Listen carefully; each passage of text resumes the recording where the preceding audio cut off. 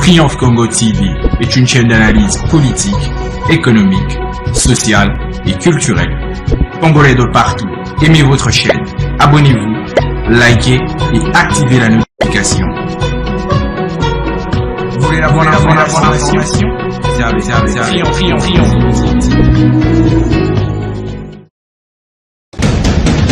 La République démocratique du Congo, c'est le plus grand pays d'Afrique centrale. Un territoire équivalent à plus de 4 fois celui de la France métropolitaine. Aimables téléspectateurs de Triomphe Congo Télévision, votre média en ligne, très heureux pour nous de vous avoir très nombreux à cette heure à laquelle vous êtes en train de suivre cette édition de magazine des décrits info Kilashikumambo. Kilashikumambo, approchez-vous. Vous allez découvrir la réalité dans cette émission où Triomphe Congo Télévision a créé pour vous, aimables téléspectateurs, afin que vous puissiez découvrir la bonne information dans Kilashikumambo. Kilashikumambo, c'est une émission où nous recevons tout le monde, qu'il s'agisse des acteurs politiques, des acteurs de la société civile, des acteurs économiques, nous voulons dire par là les hommes d'affaires, les étudiants, nous parlons aussi des femmes leaders, les jeunes entrepreneurs. Tout le monde vient ici à Triomphe Congo sur ce plateau et exprimer, essayer de faire une analyse d'un sujet qui domine l'actualité ici en République démocratique du Congo, notre beau pays. Qu'est-ce que nous allons parler au jour d'aujourd'hui? Nous irons dans la province du Haut-Katanga, comme vous le savez. Nous vous l'avons dit il y a quelques jours que l'Assemblée provinciale du Haut-Katanga avait pris une décision, c'est-à-dire en plénière, tous les députés avaient voté une motion de déchéance du vice-gouverneur Martin Kazembe Choula. Et nous avions évoqué en vous disant qu'il y a des entorses dans cette prise de position des honorables députés. Et aujourd'hui, nous vous apportons la vraie information. Nous vous apportons la réalité. Pourquoi ces députés sont arrivés à voter une telle motion de déchéance, de déchoir? Vous allez découvrir la réalité, c'est tout de suite. Parce qu'il y avait une main noire, comme je vous l'avais dit, il y avait une main noire. Alors, il y a des choses, parce que la situation est en train d'évoluer. Alors, avant d'en arriver là, aimables téléspectateurs, je vous invite d'abord, une seule chose, c'est de vous abonner massivement sur votre chaîne. Abonnez-vous massivement, likez nos vidéos, partagez nos vidéos à plus grande échelle, aimez nos vidéos. Et aussi, n'oubliez pas de laisser vos commentaires positifs qui peuvent, ça peut être des commentaires qui peuvent nous aider à changer la manière de travailler, ou soit de nous donner une certaine ligne directrice qui peuvent être aussi une critique ou des avancées critiques par rapport à l'émission. Voilà, je vous le disais tout à l'heure dans l'introduction de cette émission, le vice-premier ministre et ministre de l'Intérieur, M.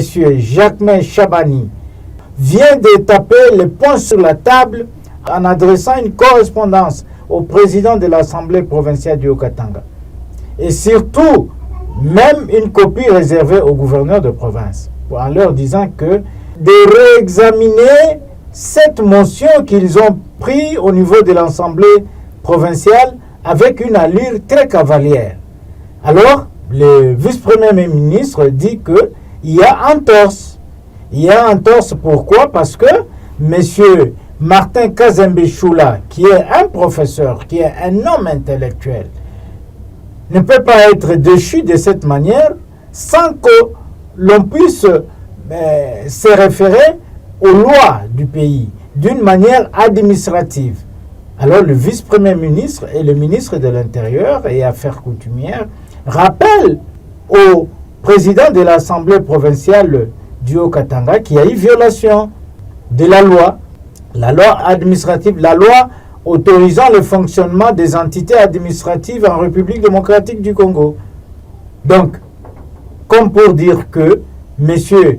Martin Kazembe Choula a été visé par une main noire.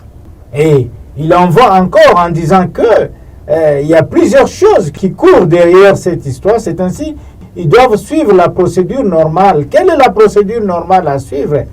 Parce qu'il ne revient pas à l'Assemblée provinciale du Haut-Katanga de déchoir un gouverneur pour une faute qu'il aurait commise à la période où il était maire de la ville. C'est une entorse administrative. Et pourquoi il y a eu cette précipitation? Se pose le vice-premier ministre et ministre de l'Intérieur. Alors, pour répondre à toutes ces questions, aimables téléspectateurs, Triomphe Congo Télévision, votre média en ligne, a joint pour vous M. Pascal Ouondje, qui n'est autre qu'un acteur politique, membre de l'Union Sacrée. Comment, au niveau de l'Union Sacrée, ils ont perçu le message ou la correspondance du vice-premier ministre et ministre de l'Intérieur? Vous allez suivre ici, comprendre comment cette histoire, du reste, c'est juste un acharnement, entre guillemets, comme dit M. Pascal Ouondje. Alors, je vous invite de suivre cet acteur politique, membre de l'Union Sacrée, M. Pascal Ouondje, et nous allons nous retrouver tout juste après. Nous rejoignons pour vous un cadre de l'Union Sacrée, lui-même va se présenter. Monsieur l'acteur politique de l'Union Sacrée, bonjour. Bonjour, cher frère. Pouvez-vous vous-même, dans l'entrée de jeu, vous présenter pour l'intérêt de nos téléspectateurs qui vont vous écouter tout à l'heure? Je suis Pascal Ouondje, je suis le communicateur de l'Union Sacrée. Voilà substantiellement. Voilà, Monsieur Pascal Ouondje, Triomphe Congo Télévision et tous les téléspectateurs de Triomphe Congo Télévision sont très heureux de vous découvrir à l'heure actuelle. Le vice-premier ministre et ministre de l'Intérieur, M. Jacquemain Chabani, a adressé une correspondance au président de l'Assemblée provinciale du Haut-Katanga par rapport au dossier qui concerne le vice-gouverneur Martin Kazembe Choula qui a été déchu. Comment vous avez accueilli cette correspondance au niveau de l'Union Sacrée? Bon, ça nous a pas surpris parce que lorsque au début on a parlé de la fameuse déchéance, il fallait l'apprécier à travers plusieurs angles, surtout les angles juridiques. Vous vous rendrez compte que aucune procédure n'a été respectée.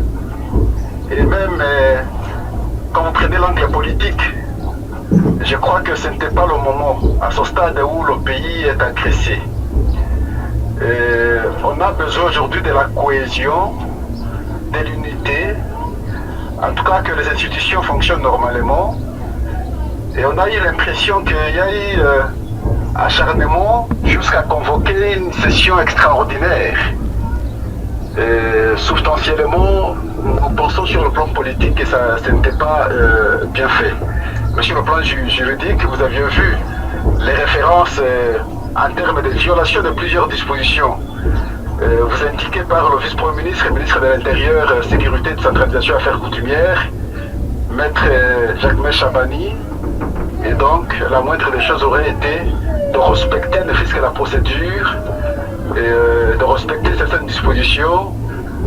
C'est de cette façon que le travail s'est fait, parce qu'il s'agit de l'État, mais le faire de manière cavalière, comme lui a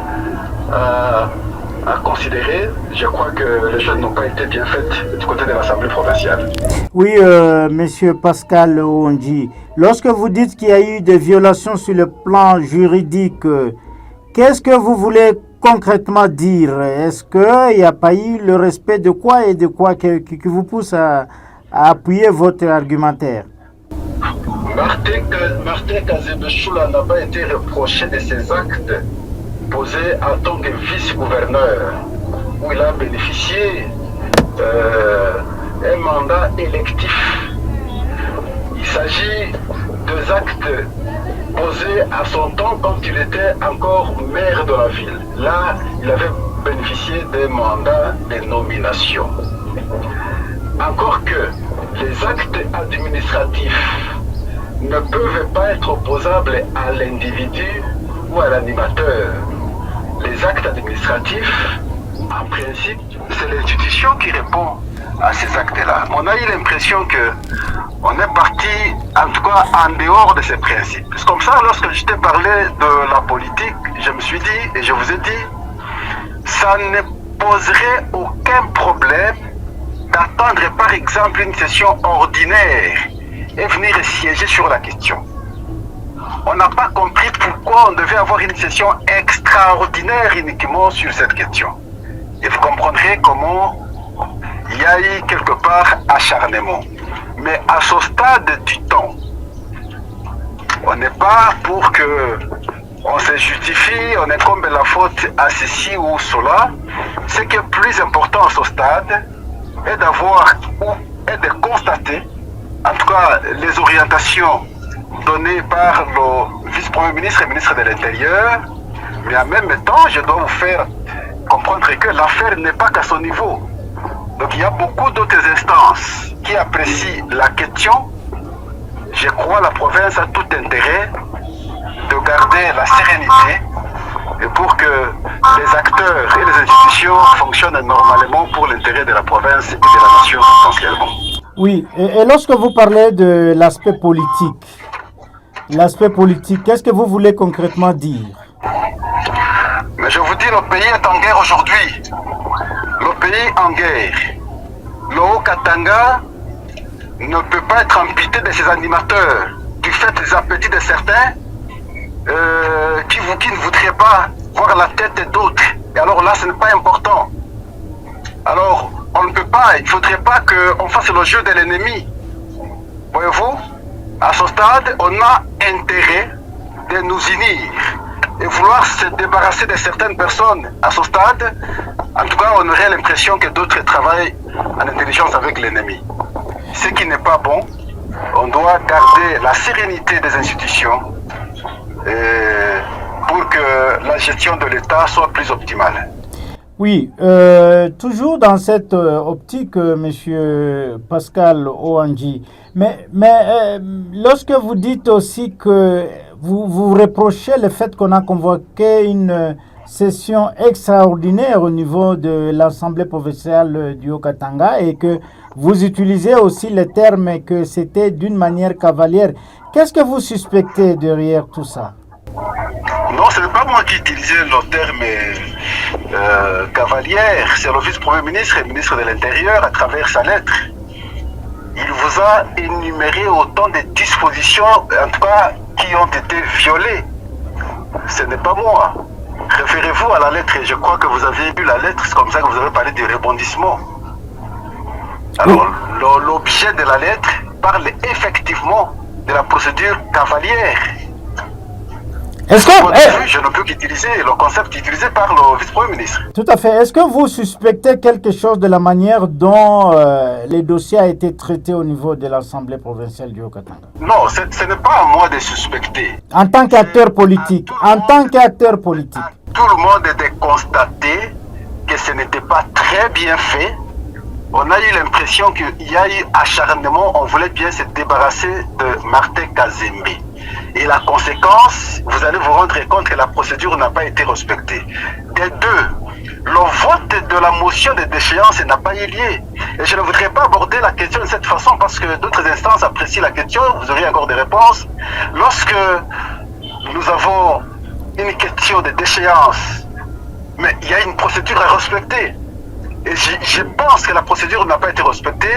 Lorsqu'on vote le rapport n'a rien à voir avec la motion.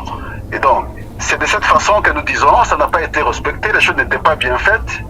Alors, il faudrait qu'on garde l'harmonie, la sérénité, la cohésion au niveau de la province que vouloir se débarrasser de certaines personnes.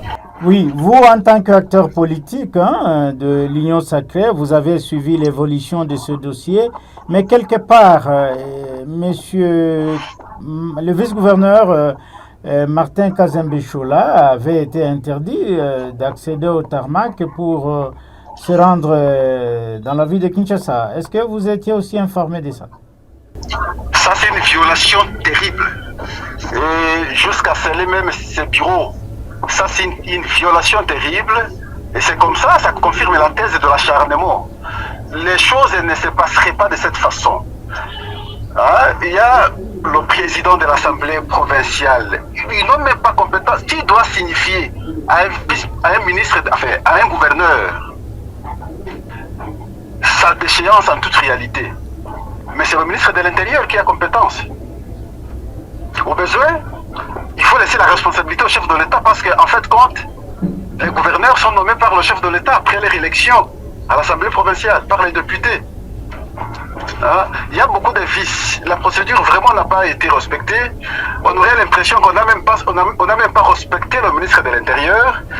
Bon, il y a beaucoup de choses, mais voilà, et moi je préfère me limiter à son niveau pour vous démontrer que les choses n'étaient pas bien faites. Il faut garder l'harmonie, la cohésion à ce stade où le pays fait face à une agression qui est déjà pratiquement au sud Kivu, jusqu'à l'espace du Grand Katanga, c'est pas loin.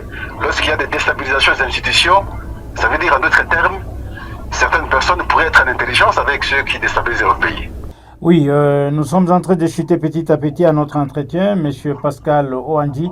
Mais qu'est-ce que l'opinion peut retenir de ces dossiers à ce stade où nous nous trouvons? Qu'est-ce que l'opinion peut retenir?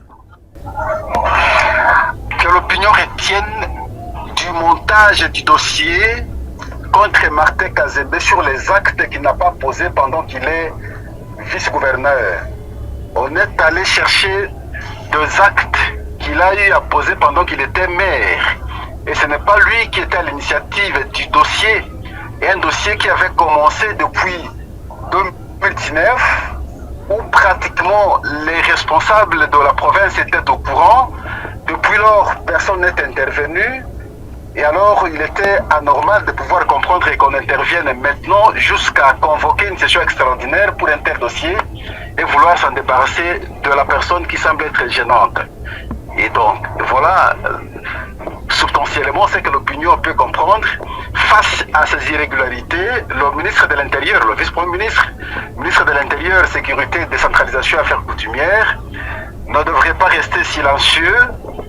Il a apprécié la question, comme tout juriste, et voilà, il a donné les orientations. Je crois que d'autres instances, je ne veux pas vous le dire ici, vont également donner leurs avis pour que de pareils cas ne se reproduisent plus. Qu'on n'ait pas un comportement de vouloir mettre certains de côté pour des raisons non connues. La meilleure des choses, comme je vous le dis, à ce stade, est de créer la cohésion, l'unité, parce que le pays fait face à une forte agression et ces gens sont au pays, non loin de l'espace Grand Katanga. Oui, en tant qu'acteur politique, M. Pascal Ouandji, quel message pouvez-vous lancer à ces honorables députés provinciaux du Haut-Katanga qui continuent à s'en tenir sur leurs positions par rapport à l'évolution du dossier que nous sommes en train d'échanger tout à l'heure? Bon, je n'ai pas une instruction à donner aux députés. Je veux juste les interpeller qu'ils sont là pour l'intérêt non seulement de la nation, mais plus particulièrement de la province parce qu'ils sont députés provinciaux. Je veux également les opposer la pensée d'Héraclite d'Éphèse. Tout coule, tout passe, rien ne demeure. Ils sont députés, d'autres étaient députés hier. Ceux qui sont aujourd'hui, demain, ne le seront pas obligatoirement. Et voilà, lorsqu'on a des responsabilités d'État, qu'on ne soit pas conduit par l'état d'âme, que la conscience nous conduise, que l'intérêt de la communauté en termes du pays prime sur nos postures. C'est toujours bon, lorsqu'il y a eu erreur, de reconnaître l'erreur, revenir à la raison, afin de faire fonctionner normalement les institutions. J'ai l'impression que les choses n'étaient pas bien faites à l'Assemblée provinciale. Les députés peuvent s'amender et permettre que le vice-gouverneur revienne. Ce n'est pas à eux d'ailleurs de permettre qu'il y revienne. La compétence est d'attribution. Je pense qu'il y a des institutions habilitées à pouvoir trancher définitivement sur la question. Et dans quelques jours, je crois que nous aurons encore cette suite. Voilà. Monsieur Pascal Ouandji, peut-être que vous avez autre chose à dire par rapport à ces dossiers que nous n'avons pas abordés dans cet entretien? Je pense que l'Union sacrée, c'est une famille politique. Moi, c'est de la première expérience que je vois que des initiatives proviennent d'autres familles politiques pour faire couler les membres d'une autre famille politique. C'est la première fois que je vois. Je ne sais pas si c'était motivé par quoi. Je crois qu'il devrait se regarder parce que le chef de l'État, Félix Antoine Tshisekedi, n'a pas besoin à ce jour de tels spectacles. Et le pays d'ailleurs n'en a pas besoin. Et que la famille politique du chef de l'État garde sa cohésion. C'est trop aberrant de voir, en tout cas, en toute réalité, un président fédéral d'un parti politique qui est en fait vice-gouverneur. Ici, je vais citer un parti politique élu de PS. Être malmené de cette façon par les membres de sa famille politique, ça veut dire l'union sacrée. Ça me surprend sur le plan politique, c'est la première fois. Et sur des actes non fondés, visiblement créés pour la raison d'atteindre les objectifs. Des objectifs, bon, je ne sais pas comment les qualifier, mais à ce stade, substantiellement, je redis, pas bon, ça ne sonne pas bien. La meilleure des choses, c'est créer la cohésion pour l'intérêt de tout le monde.